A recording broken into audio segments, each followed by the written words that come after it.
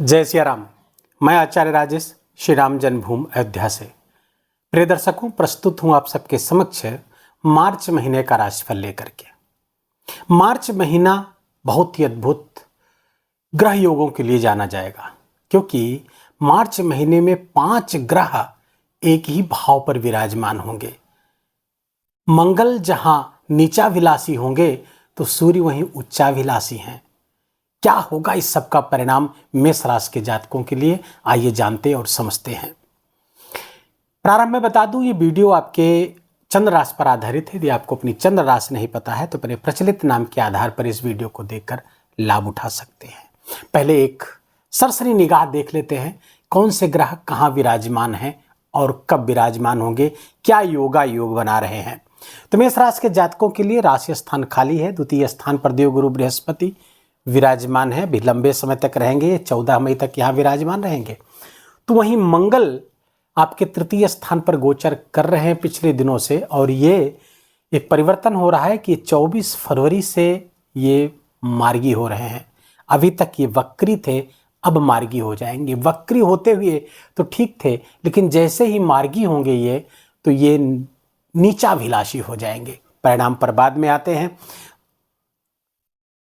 चतुर्थ पंचम खाली है, छठे स्थान पर केतु है, सप्तम अष्टम नवम दसम सब खाली हैं। एकादश स्थान पे शनि और सूर्य विराजमान है। एकादश स्थान अर्थात कुंभ राशि पर, मेष राशि के जातकों के लिए लाभ स्थान पर। तो सूर्य यहाँ पर 14 मार्च को गोचर करते हुए मीन राशि पर चले जाएंगे और ये उच्चाभिलाषी हो जाएंगे। तो वहीं शनिदेव इस 30 साल बाद अपने मीन राशि पर आने जा रहे हैं। 30 साल बाद बड़ा परिवर्तन होगा, लेकिन ये महीने के अंत में होगा 29 मार्च पे। लेकिन ये 5 ग्रह आपके द्वादश स्थान पर विराजमान होने वाले हैं, क्योंकि शुक्र यहाँ पर पहले से ही विराजमान हैं, उच्च के होकर गोचर कर रहे हैं। और उस शुक्र में परिवर्तन ये आ रहा है कि ये 2 मार्च से वक्री हो रहे हैं, पूरे महीने वक्री रहेंगे। तो वहीं राहु विराजमान यहीं पे है। शनि बताया मैंने कि 29 मार्च को यहाँ पहुँच जा रहे हैं। बुध भी मीन राशि में 27 फरवरी को आ जाएंगे और 7 मई तक यहाँ विराजमान रहने वाले हैं। तो 5 ग्रहों का जमा होना एक लंबे समय तक होने वाला है। क्या होगा इस सब का परिणाम, पहले आइए जानते हैं। बहुत सूक्ष्मता से समझिएगा। अपने हेल्थ के बारे में पहले जान लीजिए, मार्च में हेल्थ कैसे रहने वाला है आपका।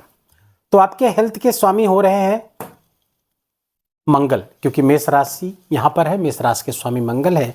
और मंगल इस समय आपके तृतीय स्थान पर बैठे हुए। राशि का स्वामी तृतीय स्थान पर अर्थात पराक्रम और पुरुषार्थ के स्थान पर बैठेंगे। तो जब राशि अर्थात मेष राशि होती है, मेष राशि के स्वामी मंगल एंगर को दिखाते हैं, क्रोध को दिखाते हैं, साहस को दिखाते हैं, ऊर्जा को दिखाते हैं, ताकत को, लड़ाई झगड़ा वाद विवाद आदि के कारक ग्रह मंगल जब पराक्रम स्थान पर पहुंचेंगे तो पराक्रम बढ़ाएंगे। ये पिछले दिनों से आप महसूस कर रहे हैं, जब से वो मिथुन राशि पे गोचर कर रहे हैं। आपके अंदर की ऊर्जा उत्साह बढ़ा चढ़ा रहेगा, ड्राइव्स बढ़ने वाले हैं, आपके इनिशिएटिव्स बढ़ने वाले हैं, रिस्क आप लेने वाले हैं, रिस्क लेने की एबिलिटी बढ़ने वाली है, क्योंकि ऊर्जा और उत्साह दोनों साथ साथ है। तो यहाँ पर मंगल बहुत अच्छे परिणाम देते हुए दिख रहे हैं। लेकिन ध्यान रहे, मंगल अब नीचाभिलाषी हो रहे हैं 24 फरवरी से, और मंगल की दृष्टि यहाँ पर ध्यान दीजिएगा, मंगल की दृष्टि चौथी दृष्टि आपके छठे स्थान पर पड़ रही है। छठा स्थान रोग ऋण शत्रु और दुर्घटना का है। और सूर्य बुध शुक्र शनि राहु 5 ग्रहों की दृष्टि पड़ रही होगी छठे भाव पर। तो छठा भाव विशेष रूप से जागृत होता हुआ दिख रहा है। तो आपके राशि के स्वामी तृतीय स्थान पर बैठकर जब छठे स्थान को देखेंगे और साथ में इतने ग्रह भी देखेंगे, तो आपको अपने रोग ऋण और शत्रु के प्रति बहुत सतर्क रहने की आवश्यकता है। चूंकि उत्साह बढ़ा रहेगा, साहस बढ़ा रहेगा, बहुत डेयरिंग होंगे, बहुत करेज बढ़ाएंगे यहाँ पर। तो लड़ाई झगड़ा अवश्य होगा, लड़ाई झगड़ा वाद विवाद कोर्ट कचहरी सब होता हुआ यहाँ पर दिख रहा है। और एक्सीडेंट भी, क्योंकि इतना साहस दे देंगे कि आप फास्ट पेस में गाड़ी चलाएंगे, जिसके कारण से दुर्घटनाग्रस्त होने की संभावना बलवती है मेष राशि के जातकों के लिए। तो बहुत सावधान रहें। अन्य तो स्वास्थ्य की समस्याएं संभावित है, क्योंकि छठा भाव आपका विशेष रूप से जागृत होता हुआ दिख रहा है। तो रोग, ऋण और शत्रु, रोग भी बढ़ेंगे, एक्सीडेंट की भी संभावना आपकी बढ़ सकती है, इसलिए गाड़ी पर वाहन चलाते समय बहुत सावधानी रखिए। साथ ही ऋण चुकता करने का दबाव आप पर बन सकता है। अगर पिछले दिनों आपने कहीं से ऋण आदि, लोन आदि ले रखा है, उसका भी दबाव आप पर बढ़ता हुआ दिख रहा है।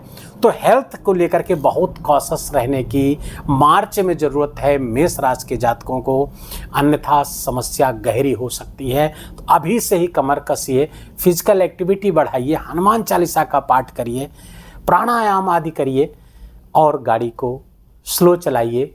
जो पैरामीटर्स हैं, जो नियम हैं यातायात के, उन नियमों का पालन करिए और संभव हो तो अपने से गाड़ी ना चलाएं, स्वयं से ना चलाएं, पब्लिक ट्रांसपोर्ट का आप प्रयोग करें ज़्यादातर, तो इससे आप बड़ी दुर्घटना से बच सकते हैं। अब आते हैं धन की स्थिति कैसी रहने वाली है, धनागमन की। तो पहले धनागमन देखेंगे। धनागमन के स्वामी शनिदेव तो पूरे महीने लगभग 29 मार्च तक यहीं बैठे हुए हैं, धनागमन को बेहतर बनाए हुए हैं पिछले काफ़ी दिनों से धनागमन। और साथ में सूर्य भी, तो पिता पुत्र दोनों बैठेंगे, इच्छा पूर्ति करते हुए दिख रहे हैं। खासकर सूर्य जो आपके 14 मार्च तक यहीं विराजेंगे लाभ स्थान पर, प्रमोशन आदि आपको दिला सकते हैं। आपको कोई पद प्रतिष्ठा भी यहाँ पर दिलाते हुए दिख रहे हैं 14 मार्च तक।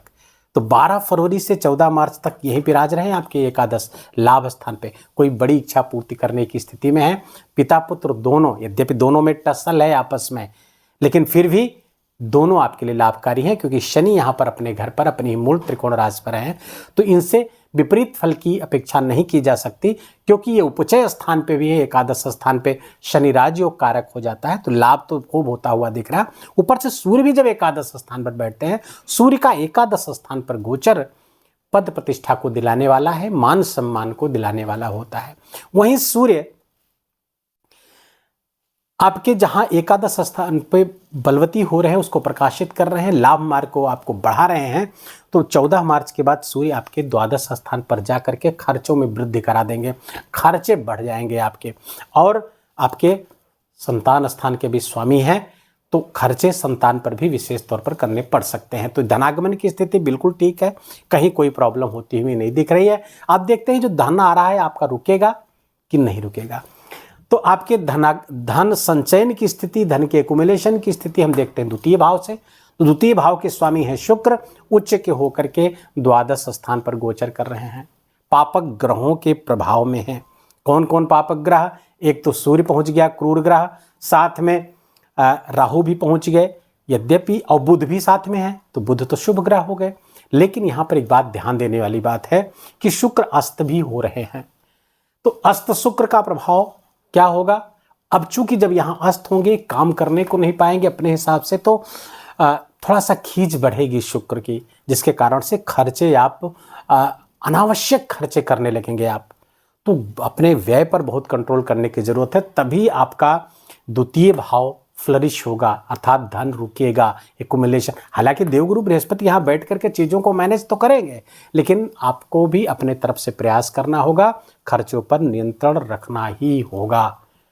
अब आते हैं आपके पंचम भाव पे, अर्थात शिक्षा संतान। शिक्षा संतान को देखें तो जब तक सूर्य 14 मार्च तक यहाँ है, क्योंकि पंचम के स्वामी हैं, शिक्षा के भी संतान के भी, तो ये बहुत अच्छी स्थिति है। संतान प्राप्ति के लिए भी अच्छे योग है, और साथ ही साथ धनागमन के लिए तो है, ये हायर एजुकेशन के लिए अच्छे हैं, ये सब बेहतर करते हुए दिख रहे हैं। लेकिन प्रेम जीवन के लिए अच्छे संकेत नहीं होते हैं, क्योंकि शनि और सूर्य दोनों की दृष्टि यहाँ पर पड़ेगी। यद्यपि सूर्य का अपना घर है, फिर भी इन सब चीज़ों में सूर्य कोई रुचि नहीं रखते हैं, और शनि तो है ये डिस्ट्रक्टिव। और शत्रु राशि को देखेंगे तो फिर थोड़ा सा यहाँ पर समस्या प्रेम जीवन के लिए समस्या मेष राशि के जातकों के लिए है। संतान 14 मार्च के बाद में संतान पक्ष के जो स्वामी हैं आपके द्वादश जाएंगे। हायर एजुकेशन के लिए अगर बच्चा आपका विदेश जा रहा है तो उसके योग बनते हुए दिख रहे हैं, लेकिन खर्चे आपके बढ़ते हुए दिख रहे हैं। संतान पक्ष से भी खर्चे, संतान पक्ष से भी कुछ चिंताजनक खबरें, यदि वो विदेश में नहीं है तो, या विदेश जाने की इच्छुक नहीं है तो ये थोड़ी सी समस्या कारक हो सकती है। थोड़ा सा संतान के इल हेल्थ या फिर उसके साथ संबंध में समस्या आपके होती हुई दिख रही है मार्च में। यदि आपके गृहस्थ सुख की बात की जाए, दाम्पत्य सुख की बात की जाए, तो यहाँ के स्वामी द्वादश पे जाकर, द्वादश का दोष नहीं लगता शुक्र को, और उच्च के भी वहां पर बैठे हैं, तो सप्तमेश जब शुक्र द्वादश जाएगा तो आपकी इच्छा जागृत होगी, सुख की इच्छा बहुत ज्यादा जागृत हो जाएगी। और राहु साथ में है तो हो सकता है उस सुख को प्राप्त करने के लिए, उस प्लेजर को प्राप्त करने के लिए, उस फिजिकल प्लेजर को प्राप्त करने के लिए कुछ आप अनैतिक साधन का भी इस्तेमाल कर सकते हैं। इससे आपको बचना है, क्योंकि पीछे शनि हैं, आ रहे हैं और वो परेशान करेंगे, दंडित करेंगे। सूर्य भी आ रहे हैं द्वादश स्थान पर। अपनी इच्छाओं को कंट्रोल में रखें, मर्यादित तरीके से ही अपने सुखों को भोगें, अन्यथा समस्या होगी। जीवन साथी के स्वास्थ्य में समस्या हो सकती है, जीवन साथी की यूरिनरी ट्रैक में समस्या हो सकती है, आपके यूरिनरी ट्रैक में समस्या हो सकती है।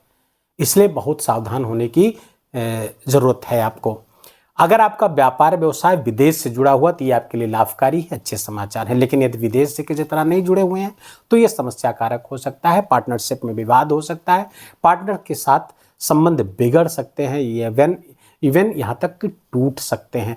इसलिए बहुत सावधानी पूर्वक, यदि आपका पार्टनरशिप में बिजनेस है तो वहाँ भी बहुत सावधानी बरतने की आवश्यकता होगी।